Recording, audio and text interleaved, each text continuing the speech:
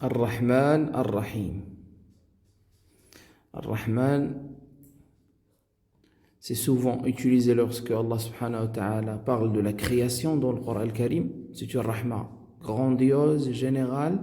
Et Ar-Rahim, on entend souvent Ghafourun Rahim dans le Coran al-Karim, pardonneur et miséricordieux. C'est une rahma pour les croyants. Et on passe au deuxième verset, s'il vous plaît, et on le retranscrit. Alhamdu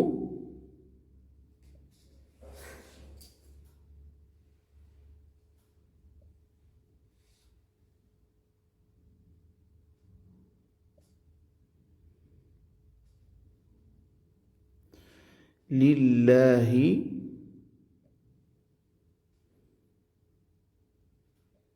rabbi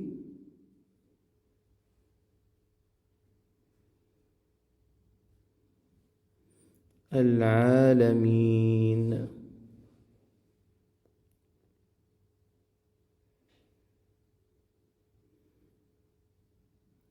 Commencez tout d'abord avec les lettres, puis avec les points, et pour finir les voyelles. Al-alamin. Et c'est le deuxième verset de sourate Al-Fatiha. Alhamdu lillahi rabbi al-alamin. On peut le traduire comme louange à Allah, alhamdulillah, Seigneur des mondes ou bien de l'univers.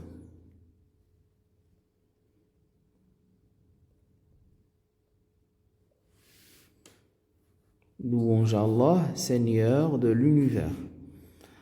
Et là, on découvre d'autres noms d'Allah subhanahu wa ta'ala. Rabbi al-alamin.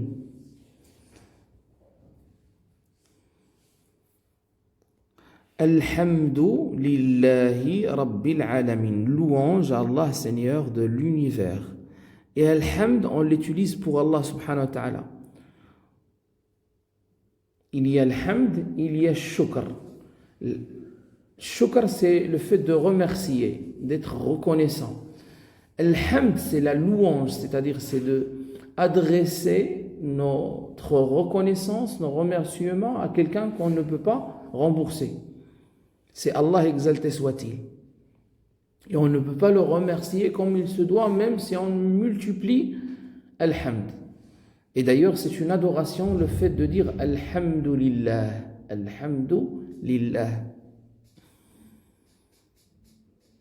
Et c'est pour cette raison que la Fatiha, la première sourate du Coran al-Karim, commence par Al-Hamd. Parce que toute chose est grâce à Allah, exalté soit-il. Toute chose parvient de la part d'Allah subhanahu wa ta'ala. D'où l'importance de lui faire la louange, l'éloge, l'évoquer, matin et soir, jour et nuit. Louange à Allah, Seigneur de l'univers. Puis on passe à Ar-Rahman, Ar-Rahim, qui se répète encore une fois.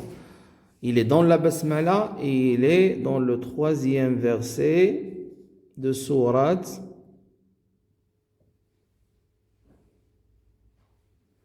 Al-Fatiha. Ar-Rahmani, Ar-Ra, faites bien la shadda sur le Ra. Ar-Rahmani, Ar-Rahim.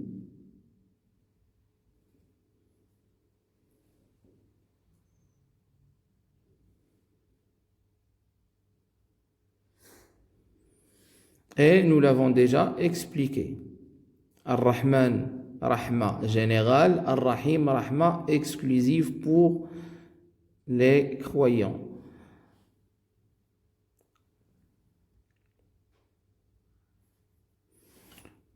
Voir verset Pardon, voir verset 1, sourate 1, c'est-à-dire juste en haut.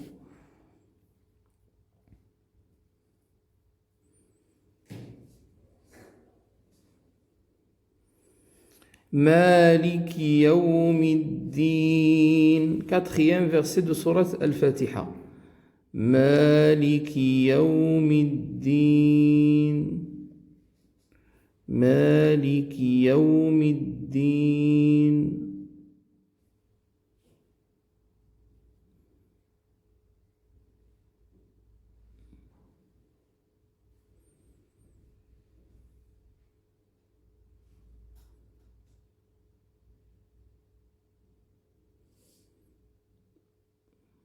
La shadda sur dal, ad-din, et on prononce bien dal. Maliki yawmiddin. Maliki, il y a une différence entre Maliki, c'est-à-dire roi et souverain, et Maliki. Maliki, on peut la traduire comme détenteur, celui qui possède, possesseur, détenteur.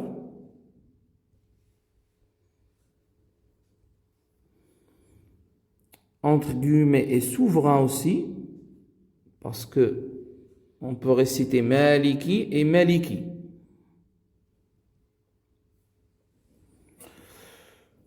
Du jour, Maliki Yaoumi, Yaoumi c'est jour, Maliki Yaoumiddin, du jour de la rétribution.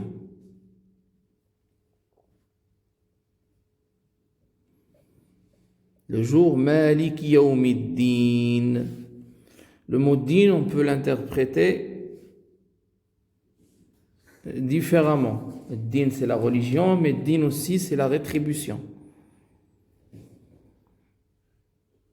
Ici, il s'agit de quoi? Du jour de la rétribution, le jour final, le jour de la résurrection, où chacun d'entre nous doit rendre des comptes des actes qu'il a accomplis dans la vie d'ici-bas. Maliki yawmiddin. Bismillahirrahmanirrahim. Alhamdulillahi rabbil alamin. Ar-Rahmanir-Rahim. Maliki yawmiddin. Et la bonne récitation aide pour comprendre le Coran al-Karim et le méditer aussi.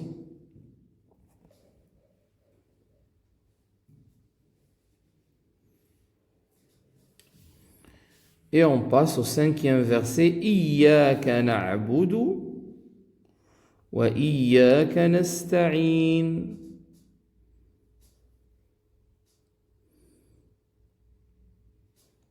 Iyyaka, et là vous voyez, le hamza il est toujours en bas lorsqu'il est maksoura, lorsqu'il a un kasra. Iyyaka, la shadda.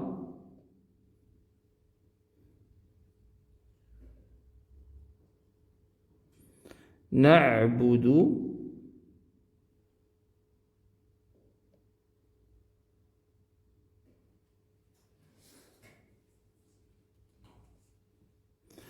وإياك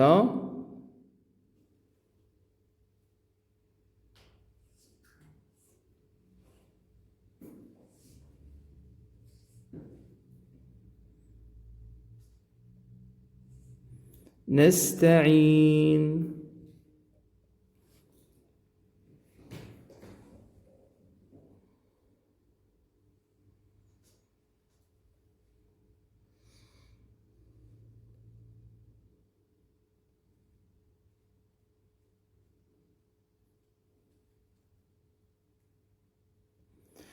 إياك نعبد وإياك نستعين. Et on appuie un peu sur Iyyaka. Iyyaka na'budu wa iyyaka nasta'in. Chaque fois qu'il y a une shadda, c'est une lettre redoublée, d'où l'importance de bien la prononcer. Maliki yawmiddin, sur dal, ad-din. الرحمن الرحيم إياك نعبد وإياك نستعين.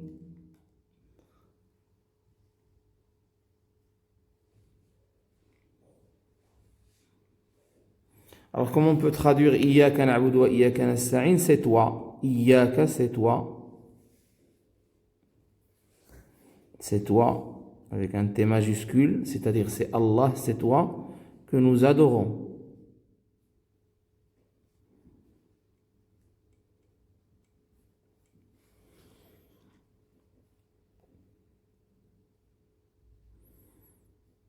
C'est toi que nous adorons. Virgule, wa iyyaka, et c'est toi,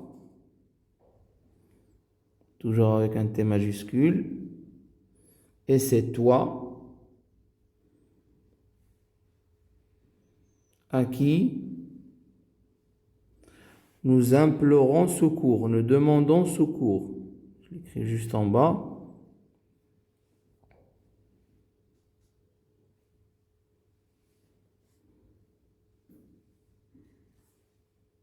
Secours, entre guillemets, aide et soutien.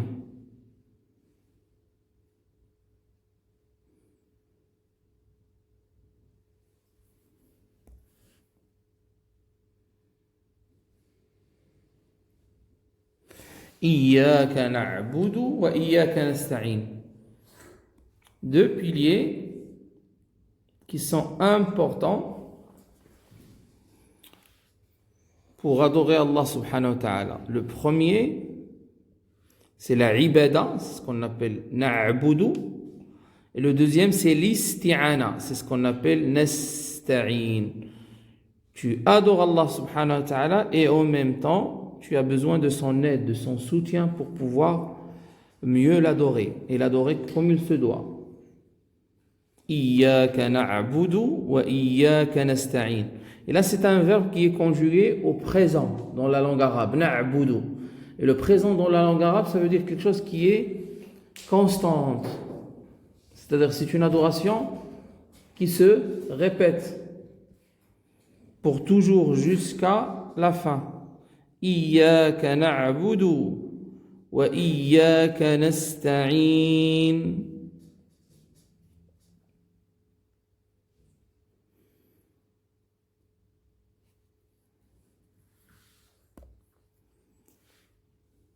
C'est toi que nous adorons. Iyyaka na'budu. Et quand on commence la phrase avec c'est toi, c'est-à-dire c'est exclusivement toi. Personne d'autre. C'est toi exclusivement que nous adorons. Et c'est toi à qui nous demandons secours. Au lieu de dire nous adorons Allah, on dit c'est Allah que nous adorons. Pour exprimer comme quoi nous n'adorons aucune divinité en dehors d'Allah, exalté soit-il. Ihdina as-sirata al-mustaqim. Ça, c'est un petit signe, ce qu'on appelle hamzat al-wasl. On le verra dans les cours d'arabe, Inch'Allah. Ihdina, soukoun dans le Coran al-Karim, il n'est jamais fermé, pas comme dans la langue arabe. Ihdina as-sirata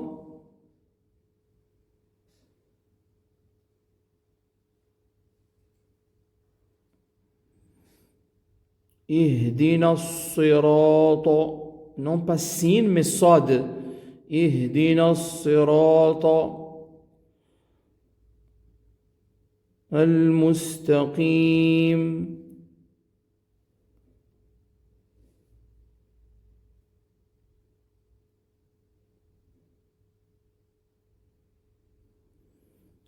اهدنا الصراط المستقيم.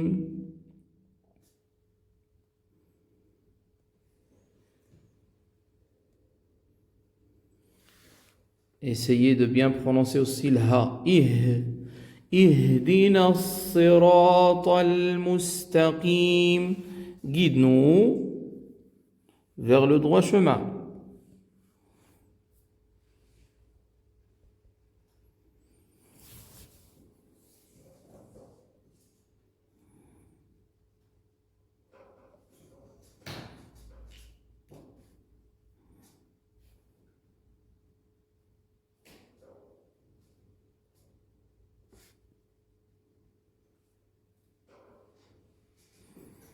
Guide-nous vers le droit chemin.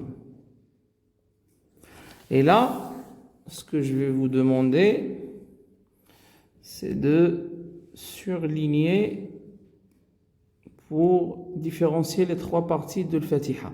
La première partie, c'est celle-là. 1, 2, 3 et 4. En jaune, en haut. La deuxième partie, je vais la mettre en vert. C'est que le 5. Et la dernière partie, je vais la mettre en bleu, par exemple. Même si nous ne l'avons pas encore retranscrit. Parce que la Fatiha, elle se sépare en trois parties. Rappelez-vous de ça. Ça, c'est 1. Ça, c'est 2. Et ça, c'est 3.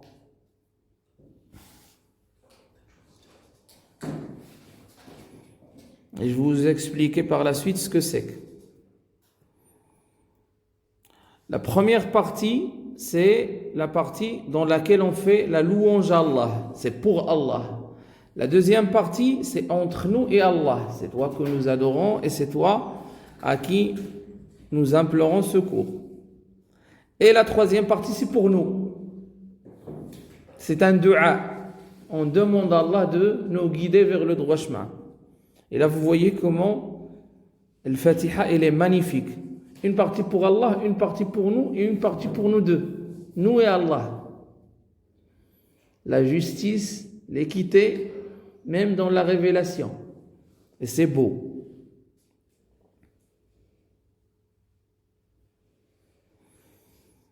Un livre magnifique, un livre béni. Al-Qur'an Al-Karim. Très bien, guide-nous vers le droit chemin.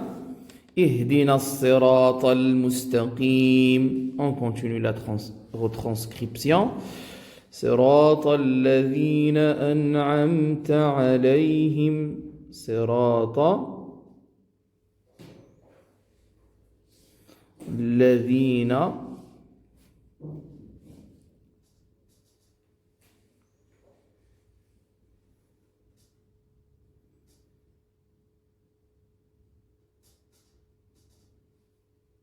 أنعمت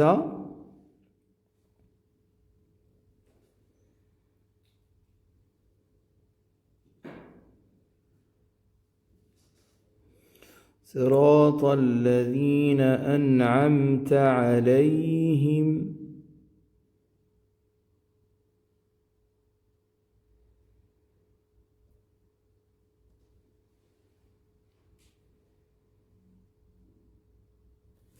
Alors, guide-nous vers le droit chemin.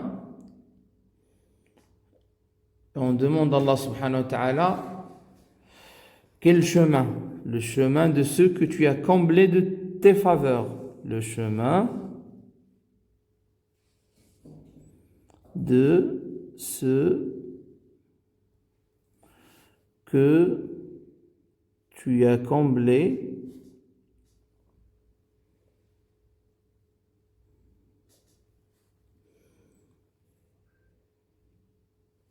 de faveur, de khayr, de baraka. Guide-nous vers le droit chemin. Alors ce chemin, il doit être droit et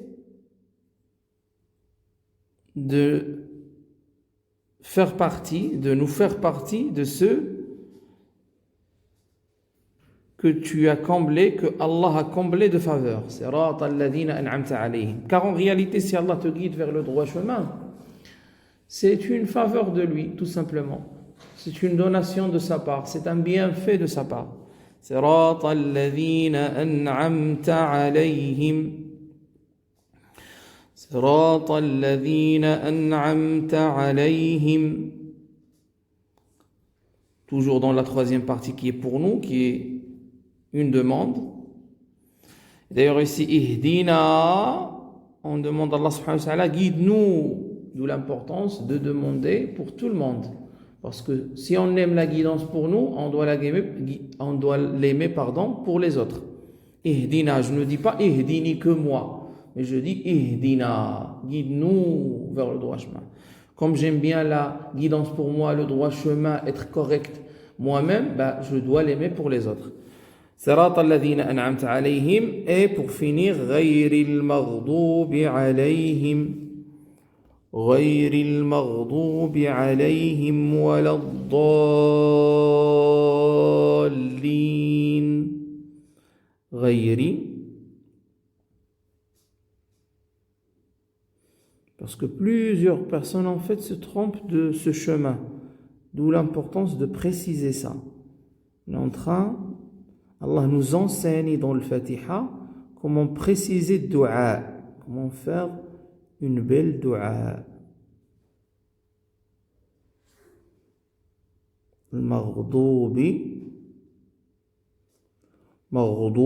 ضاد et non pas dal. المغضوب عليهم.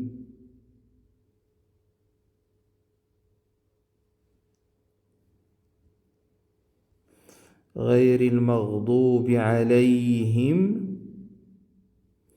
ولا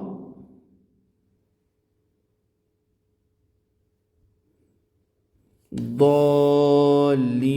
Et dans ce dernier mot de l'Fatiha, nous allons découvrir une chose nouvelle. ولا الضالين ولا الضالين. Regardez sur le alif de Dallin, il y a ça. Je vais le mettre en vert ici, le alif. Vous le voyez ou pas? ولا الضالين ولا الضالين. Un symbole. Car ici, je dois prolonger, je dois mettre 6 temps. Prolongation.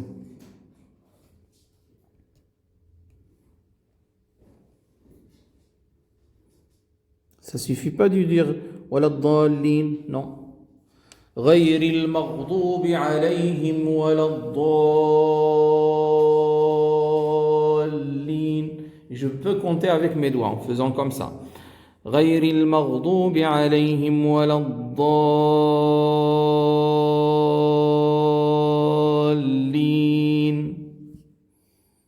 C'est l'extension d'un doigt, un temps, l'équivalent de l'extension d'un doigt. C'est quoi le contraire d'extension?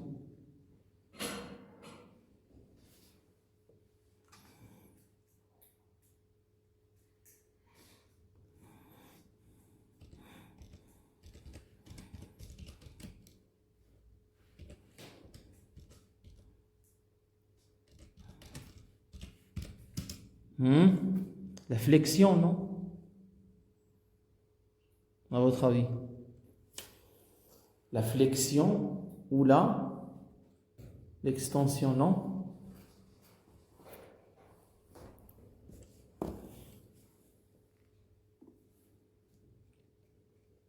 غير المغضوب عليهم ولا الضالين. غير المغضوب عليهم ولا الضالين.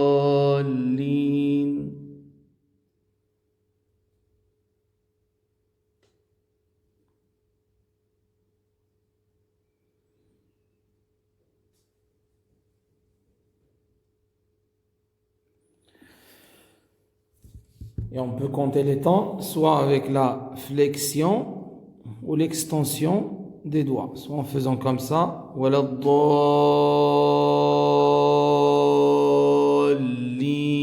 ou bien ولا الضالين.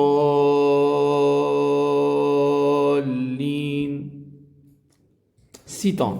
غير المغضوب عليهم. Et on demande à Allah subhanahu wa ta'ala de nous éviter sa colère et l'égarement. Dans ce verset, غير المغضوب عليهم, ils n'ont pas le chemin des personnes qui reçoivent ta colère, ni des personnes qui sont égarées. Alors ici, pour faire simple, on va mettre et non pas le chemin, et non pas le chemin, et avec deux flèches, on va faire non pas le chemin de la colère, ni de l'égarement.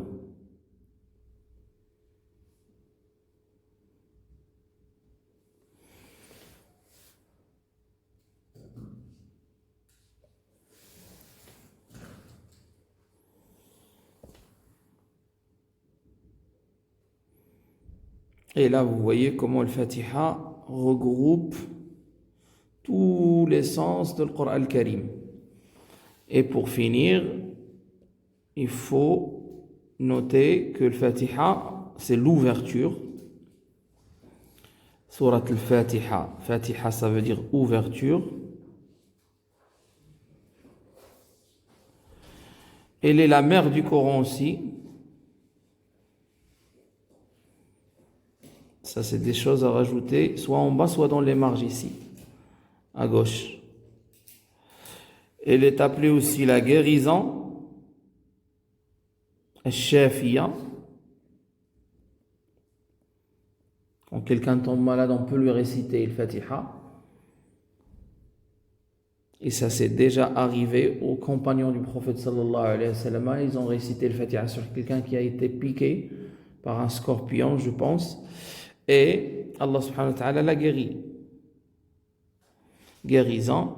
Et elle est aussi la suffisante. Ash-Shafiya ou al-Kafiya. Suffisante. Il a plusieurs noms. Il a plusieurs noms, cette sourate bénéfique. Et elle est obligatoire dans chaque unité de prière. Par exemple, on a combien d'unités de prière obligatoires par jour? On a 2 de l'Fajr. Quoi d'autre? 4 de Dhuhr. 4 de l'Asr. 3 de l'Maghrib. Très bien. Et pour finir, 4 de l'Isha. Ça fait combien? 2 plus 4. Ça fait 6 plus 4. Hein? 10. Réveille-toi, tu es jeune ou quoi? Et plus 3. 13 et plus 4, 17. Très bien. Dans les 17 unités obligatoires par jour, on récite le Fatiha. Sans compter les prières facultatives qu'on rajoute. Toujours, que ce soit une prière obligatoire ou facultative, il nous faut réciter le Fatiha.